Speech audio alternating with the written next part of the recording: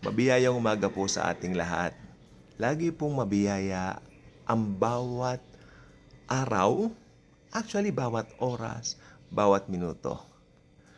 Alam niyo po ba nagkaroon ako ng isang 360 degrees turn from last week to now through my mindset. Dahil sa tulong ng salita ng Diyos. The Word of God. Kaya nga, ako naniniwala po ko, if you really wish, to know what's best for you, ayan, basahin mo ang salita ni Jesus. Si Jesus, binigyan tayo ng banal na espiritu, bagay na hindi taglay ng mundo. Kaya dapat hindi tayo kagaya ng mundo sa paraan ng pag-iisip o sa paraan ng pagpapattern ng mga bagay-bagay. No, we belong to Jesus. At ang sabi ng Bible sa Book of Romans, and we have the mind of Jesus. We have the mind of Christ. We have the mind of the Lord. Amen po ba? So, ano po ba yung sinasabi ko? Alam niyo po last week, not to give you the complete details, no, dahil medyo personal po siya.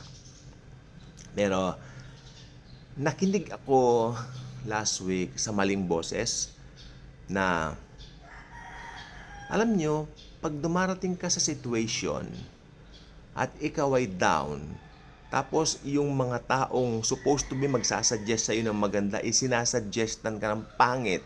Or should I say, hindi siya nagsasuggest, kumbaga ginagatungan pa niya yung negative na nangyayari sa buhay mo.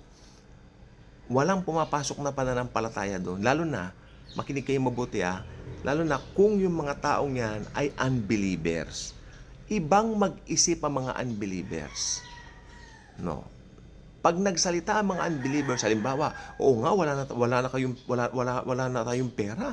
Wala na tayong pera, paano tayo kakain, mga ganyan. Mag-short na tayo. Mas-short na yung pera natin. Kasi usaping pera po itong sinasabi ko po sa inyo. Magastos nga masyado, ganun. Ganyan mag-isip ang unbelievers. At ako naman, dahil last week talagang nandun ako sa isang sitwasyon na hindi ko na po sasabihin sa inyo kung ano, no? Parang nadala naman po ako sa ganon. Parang, hanggang napagtanto ko, na-realize ko, teka lang, niyakap po na naman ang economy ng mundo. No? Niyakap po na naman ang economy ng mundo. Kaya parang ako ay talagang na-bless ng husto nang basahin ko po ang nakasulat sa Bible kanina. Nag-devotion ako. I usually woke up kaninang umaga mga 4:30 at syempre pagkatapos kong gawin yung mga dapat gawin, ako'y nag-devotion at na-bless ako sa ibinigay ni Lord sa akin na talata, no? Uumpisahan ko po dito. Ito yung talata. Tingnan natin. Luke chapter, ito po siya. Luke chapter, Luke chapter 12. Umpisahan ko po sa 25, sa 25. No, na yung talata. Tingnan natin kung tapusin natin sa 31.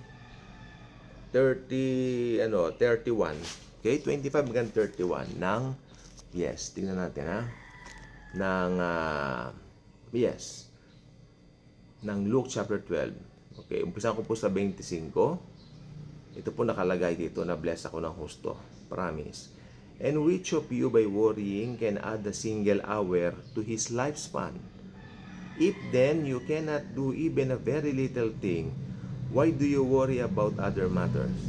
Consider the lilies, how they grow. They neither toil nor spin. But I tell you, not even Solomon in all his glory clothed himself like one of these.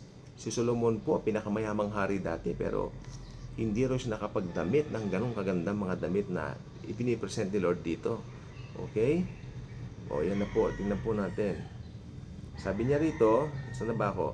And which of you, ito gusto ko ito for life is more than food, sabi niya. And the body more than clothing. Saan ba ako? Yun.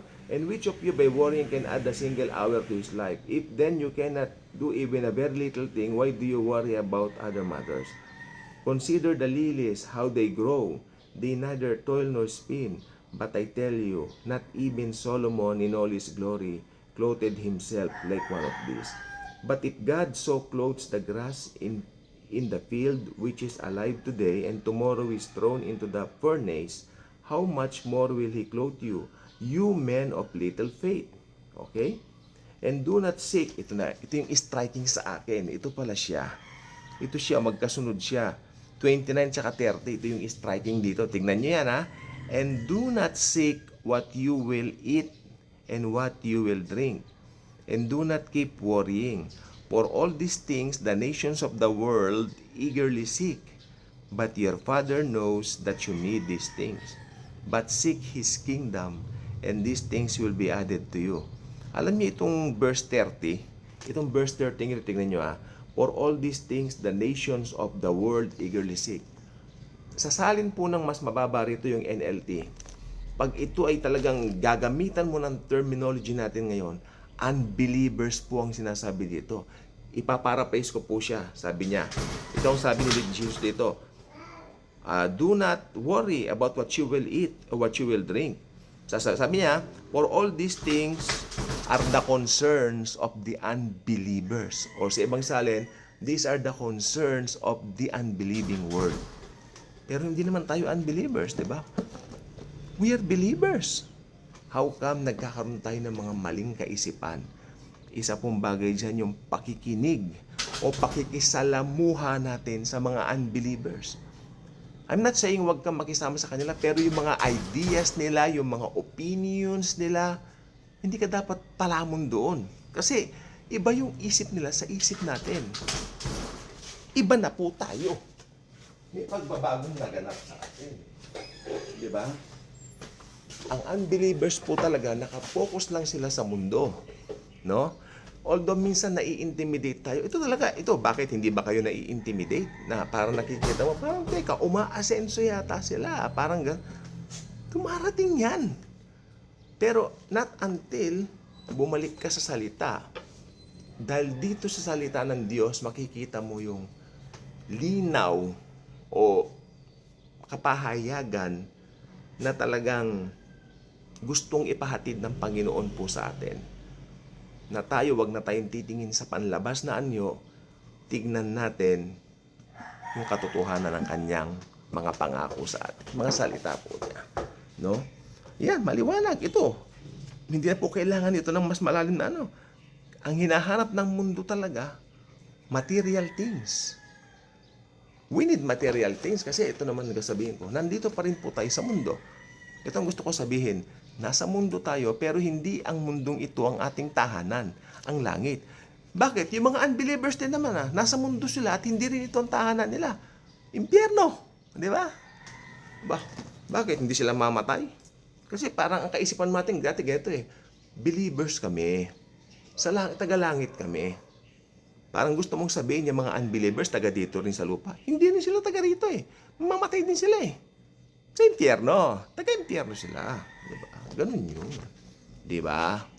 Kung talagang lalawakan mo Pero ang punto lang kasi dito ng Lord, sabi niya rito, yung mga bagay na yan ng mundo, ganyan mag-isip ang mga hindi mananampalataya. Natatakot sila.